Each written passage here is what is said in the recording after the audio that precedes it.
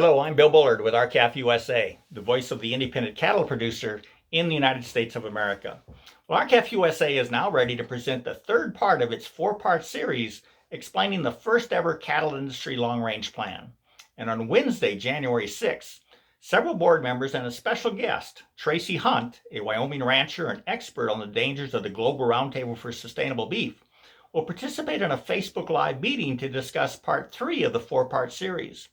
Last week, we discussed the third and fourth strategies, and this week we'll discuss the fifth and sixth strategies, and that will be the last of them.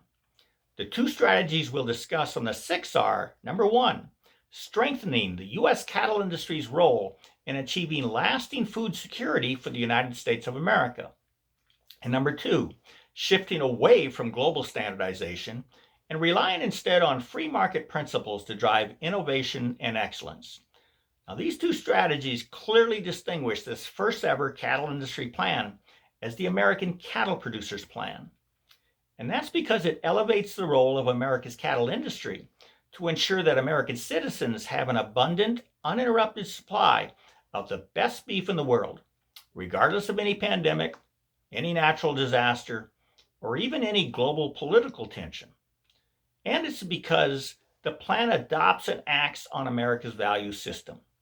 Unlike any other country in the world, America prides itself for embracing the value of the free market and allowing free market principles to drive innovation, ingenuity, quality, and excellence.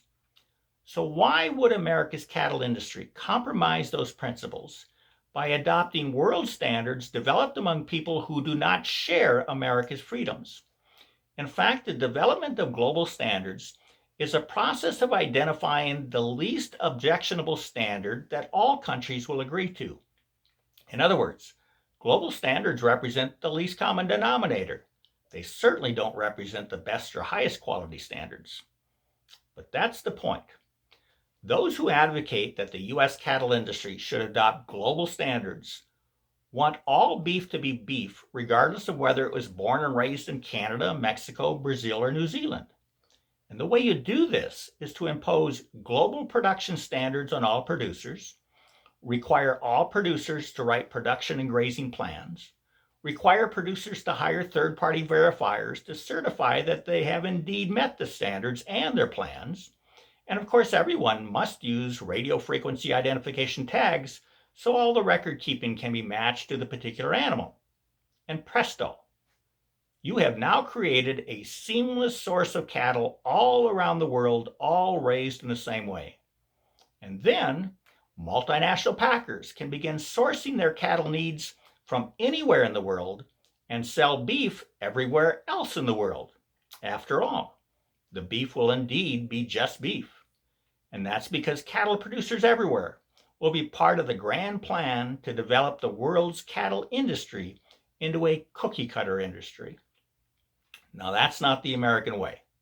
If American farmers and ranchers produce better cattle in a better way than, say, Brazil or Mexico, then America will export more beef to, say, Japan or South Korea. That's the American way. It's called competing in a free market and relying on the free market's principles to drive excellence. And doing so will unleash the spirit of the American cattle producer to achieve unparalleled success in their quest to produce the very best beef in the world under the very best of conditions. And yes, the U.S. cattle industry does that right now. And it's been doing it for decades, achieving a worldwide reputation without adopting global standards. And the U.S. cattle industry will continue doing it unless it gets sucked into this globalist effort to force it into conformity by forcing every U.S. cattle producer to adopt minimalist but exceedingly cumbersome global standards. And then there's the matter of empty grocery store shelves, cattle producers not being able to access their own domestic market, and beef packers increasing both beef and cattle imports, which have increased year on year between 2018 and 19 and then 19 and 2020. This was and is a threat to the viability of the U.S. cattle industry, as well as the food security interests of America. Now, the cattle industry long-range plan addresses this head-on by calling for an increase in domestic beef production equal to domestic beef consumption, which will end our dependency on foreign countries' beef in both good times and in bad. If not for those increased imports, U.S. cattle would not have backed up as they did.